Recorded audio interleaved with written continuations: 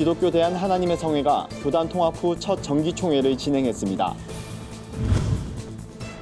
개교 14주년을 맞은 실천신학대학원 대학교가 목회자를 위한 박람회를 진행했습니다. 해방 이후 한국 현대사에서 기독교의 역할을 평가하는 자리가 마련됐습니다. 안녕하십니까. 구티비 뉴스입니다. 기독교 대한 하나님의 성회가 지난해 전격적인 통합을 이룬 이후 첫 정기총회를 개최했습니다. 이번 총회에선 목회자 연금, 동성결혼 합법화 반대 등 다양한 안건이 논의됐다고 하는데요. 자세한 내용 오현근 앵커가 취재했습니다. 통합 이후 첫 정기총회로 관심을 모았던 이번 총회에선 헌법을 통합하기 위한 조율 작업이 단연 주요 안건으로 상정됐습니다. 앞서 실행위원회는 지역총회 관련법 등 세부 조항에 대한 개정을 추진했지만 일부 총대들의 반발로 결국 2년 뒤 재심의하기로 했습니다. 중앙실행위원회에서 중요한 정책만 결정을 하고 모든 권한을 지역총회에 위임하는 지역총회법이 있습니다. 이번 총회는 그 미국 문법대로 우리가 원래 지역총회의 의미를 살려서 자율권을 많이 권한을 부여하자. 이번 총회의 또 다른 이슈는 총회 연금 문제였습니다. 총대들은 박성배 목사의 연금 횡령 사건으로 목회자 연금 제도가 위태롭게 됐다며 그동안 강한 불만을 제기해왔습니다. 몇몇 총대들은 재단법인 사무총장이 사태에 대한 책임을 지고 물러나야 한다고 주장하기도 했습니다. 총대들의 열띤 공방이 3시간가량 이어졌지만 뚜렷한 결론을 내지는 못했습니다. 결국 다음 이사회에서 다시 논의하기로 했습니다. 이영훈 대표 총회장은 동성결혼 합법화 반대 서명운동을 전개할 것을 긴급 안건으로 상정했습니다. 동성결혼 합법화 절대 반대 1,000만 명 서명운동을 우리 교단이 앞장서서 한국기 1,000만을 주도해서 사인을 받으면 이번 정부에서는 더 이상 동성결혼 합법화에 대한 얘기가 나오지 않을 것입니다. 이 밖에도 매년 오순절 성령 기도회를 열어 한국교회의 기도운동 확산에 힘을 보태기로 결의했습니다.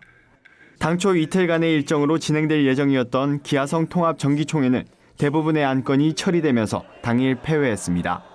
구티비 뉴스 오현근입니다. 실천신학대학원 대학교가 개교 14주년을 맞아 목회 박람회를 열었습니다. 하나님 나라를 목회하라란 주제로 열린 이번 박람회는 교회 사역의 다양한 사례를 발표하는 강연과 예배 순호로 진행됐습니다. 1박 2일간 진행되는 이번 박람회의 주요 강사로 나선 미국 콜롬비아 신학교 토마스 롱 교수는 예수님의 비유 능력에 대해 강조했습니다. 토마스 롱 교수는 복음서에는 약 40여 개의 비유가 나타나고 이러한 요소들은 성도들의 상상력을 자극한다고 말했습니다. 이어 목회자들이 비유를 사용해 설교를 감당한다면 성도들이 성경을 더 쉽게 이해할 수 있을 것이라고 주장했습니다. 특별히 박람회엔 마을 목회, 외국인 유학생, 작은 도서관 사역 등 실천 신학을 목회에 적용하는 노하우를 엿볼 수 있는 다양한 부스도 마련됐습니다. 한켠에선 실천 신학 관련 도서와 자료집, 그리고 성찬 예식용품이 판매됐습니다. 해방 이후 한국 사회는 정치, 경제와 사회 모든 분야에서 급격한 변화를 겪었습니다. 이 과정에서 기독교가 미친 영향을 다각적으로 분석하는 자리가 마련됐는데요. 국내외 석학들은 기독교가 교육, 복지 등 한국 현대사 형성에 결정적인 역할을 했다고 평가했습니다. 서울신학대학교 현대기독교역사연구소가 해방 이후 한국 사회의 변화와 기독교란 주제로 국제 학술 심포지엄을 개최했습니다. 캔터베리 대학의 케네스 웰스 교수는 당시 민족 지도자였던 윤치호와 안창호, 조만식은 기독교 믿음을 기초로 독립협회와 물산장려회를 조직했다며 사랑과 관용, 도덕을 기초로 조선인의 독립과 자립을 위한 단체를 조직해 활동하는 등 귀중한 업적을 이뤘다고 평가했습니다. 한국전쟁 당시 선교사들이 구호 활동부터 정전 협상까지 다방면으로 활약했다는 사실도 발표됐습니다. 수냐센 대학의 앨리슨 하가 교수는 전쟁이 발발하자 선교사들 대부분은 일본으로 피신했지만 일부 선교사들은 한국 땅을 지켰다며 정부를 대신해 학교와 병원, 고아원 등을 세우고 정전 협상에서 통역자로도 활동했다고 설명했습니다. 이어 전쟁으로 인해 한국에서 기독교 영향이 극대화되는 독특한 상황이 만들어졌다며 교회는 교육과 사회봉사 등 다양한 분야의 원조를 제공하면서 한국 사회를 재건하는 데 필수 불가결한 존재로 부상했다고 평가했습니다.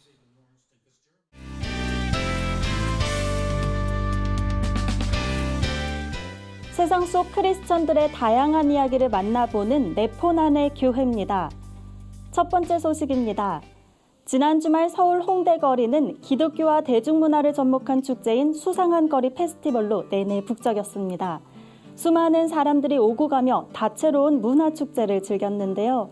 축제엔 블랙 가스펠 그룹 헤리티지의 공연, 문동진 감독의 드로잉쇼, 찬양사역자 청관훈 목사의 찬양 콘서트 등이 마련됐습니다. 청년들을 위로하고 다독이는 강연과 다양한 버스킹 공연도 열렸습니다. 아침부터 저녁까지 이어진 뜨거운 축제 현장에선 어린아이부터 부모 세대까지 다양한 연령층의 관객들이 함께했는데요. 세대 구분 없이 함께 찬양을 따라 부르고 몸을 흔들며 신나게 축제를 즐겼습니다.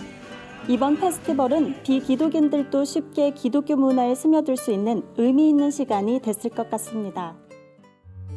하지만 우리 가까이엔 당당하게 세상 밖으로 나온 피터팬들이 많습니다. 당신이 몰랐던 피터팬들의 이야기. 다음 소식입니다. 가수 겸 배우 진영 씨가 장애인을 위해 목소리를 기부했습니다. 미랄복지재단과 MBC가 공동으로 기획한 장애 인식 개선 프로그램 우리 동네 피터팬의 내레이션을 맡게 된 건데요. 우리 동네 피터팬은 평소 접하기 어려운 장애인들의 일상을 보여주며 비장애인들이 갖고 있는 편견을 깨는 프로그램입니다. 비장애인들도 장애인과 동일하게 삶과 결혼, 직장에 대해 고민하며 살아간다는 의미를 담고 있습니다. 진영 씨는 내레이션을 통해 어릴 적 소아마비로 왼쪽 다리의 신경이 마비돼 지체장애 3급 판정을 받은 김진철 씨의 이야기를 담담하게 전해 눈길을 끌었는데요. 방송을 통해 마련된 기금은 장애인들의 자립 지원을 위해 사용된다고 합니다.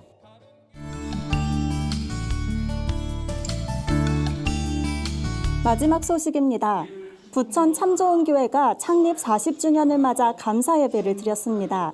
참좋은교회 김원교 담임 목사의 사회로 진행된 이날 예배는 은혜로 40년 오직 하나님께로 영광이란 주제로 드려졌는데요. 교회가 속한 예성교단 소속의 목회자들도 참석해 의미를 더했습니다. 설교는 예성교단 총회장인 윤기순 목사가 맡았습니다. 예배에 이어 진행된 임직식에선 명예장로 1명과 장로 2명, 장립 안수집사 3명, 권사 22명이 임직을 받았습니다. 네포난의 교회는 시청자 여러분의 제보를 기다리고 있습니다. 함께 나누고 싶은 영상이 있다면 전화나 이메일로 참여해 주시기 바랍니다. 네포난의 교회 한혜인입니다. 오늘의 사회 이슈를 조유현 기자가 종합해드립니다. 오늘의 이슈 포커스입니다. 문재인 대통령이 2020년 최저임금 10,000원 인상 공약 이행이 어렵다고 밝혔습니다. 문재인 정부에서 최저임금이 2년간 30% 가까운 인상률을 기록했습니다. 청와대 관계자는 최저임금 속도 조절 필요성을 언급하며 물가 상승률과 경제 성장률 등을 고려해 내년 최저임금 인상률은 3에서 4%가 적당하다고 말했습니다. 이에 따라 최대 4%를 인상할 경우 내년 최저임금은 시간당 8,684원을 기록하게 됩니다. 반면 노동계는 최저임금 10,000원 공약 이행을 요구하고 있어 향후 논의 과정이 순탄치 않을 전망입니다.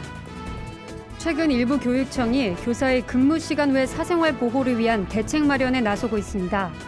교육청들이 대책 마련에 나선 것은 사생활을 지킬 수 있게 해달라는 교사들의 호소 때문입니다. 서울시 교육청은 담임교사에게 업무용 휴대전화를 지급하는 시범사업을 벌일 예정입니다. 유치원에서 고등학교까지 3,000여 학급을 선정해 2학기부터 시행합니다. 경남도 교육청과 충남도 교육청은 교사에게 업무용 전화번호를 제공하기로 했습니다. 하지만 학부모가 교사 개인 전화번호 공개를 요구하면 응할 수밖에 없을 거라는 우려도 제기됩니다. 도널드 트럼프 대통령이 지난 하노이 정상회담 당시 김정은 국무위원장은 핵시설 한두 곳만을 없애길 원했지만 북한엔 5곳의 핵시설이 있었다고 밝혔습니다. 협상 결렬의 책임을 북한에 돌리며 장기화하고 있는 북미 간 대화 지체의 정치적 부담을 덜기 위한 것으로 풀이됩니다. 이번 언급이 이란의 핵 보유를 허용하지 않겠다며 나온 얘기인 것으로 보아 북한의 비핵화를 다시 한번 압박한 것이란 해석도 나옵니다. 다만 트럼프 대통령이 말한 핵시설 5곳이 미국 정부의 최신 공식 정보인지 북한 내 어떤 시설을 가리키는지 등은 불분명한 상태입니다. 다음 달 말부터 공무원이 음주운전 시 처음 적발돼도 최소 감봉으로 징계하는 등 음주운전 관련 징계가 대폭 강화됩니다.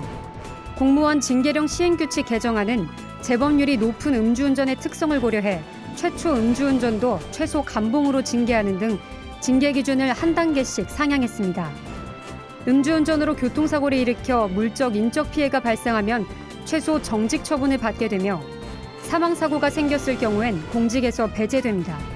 또한 혈중 알코올 농도 0.081%로 앞차를 추돌하는 사고를 일으켰을 경우 최소 정직 이상의 처분을 받게 됩니다. 이번 개정안은 입법 예고와 법제처 심사를 거쳐 6월 말부터 시행될 예정입니다. 구TV 뉴스 조유현입니다. 주요 단신입니다. 국제구호개발 NGO 월드비전이 시리아 북서부 교전 발생 지역 이재민을 돕기 위해 $1,000만, 우리 돈 약 110억 원 규모의 단계별 구호 사업을 추진한다고 밝혔습니다. 시리아 북서부에선 러시아와 시리아 반정부군의 무력 충돌이 이어지고 있어 민간인 피해가 늘어날 것으로 우려되는 상황입니다. 월드비전은 아동과 이재민의 생존과 보호에 초점을 맞춰 긴급 구호 사업을 진행하게 됩니다. 세문안교회가 새성전 입당과 언더우드 탄생 160주년을 기념해 오는 25일 제12회 언더우드 국제 심포지엄을 개최합니다.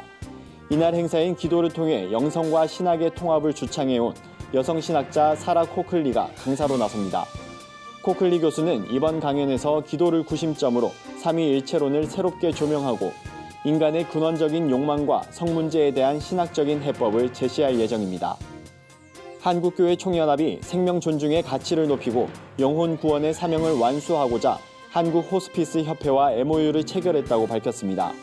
양기관은 더 이상 치료 효과를 기대할 수 없는 말기 환자와 그 가족을 돌보는 호스피스 사역에 상호 협력하면서 한국교회가 참여하는 길을 확장했습니다. 이에 따라 전국 교회들을 대상으로 하는 호스피스 사역이 큰 활로를 찾게 될 것으로 보입니다. 성결대학교 대학 일자리센터가 2019학년도 내일잡기 직무 박람회를 실시한다고 밝혔습니다. 이번 박람회는 성결대 학생과 지역 청년들에게 청년 고용정책 안내를 통해 취업 준비에 도움을 주기 위해 마련된 행사입니다.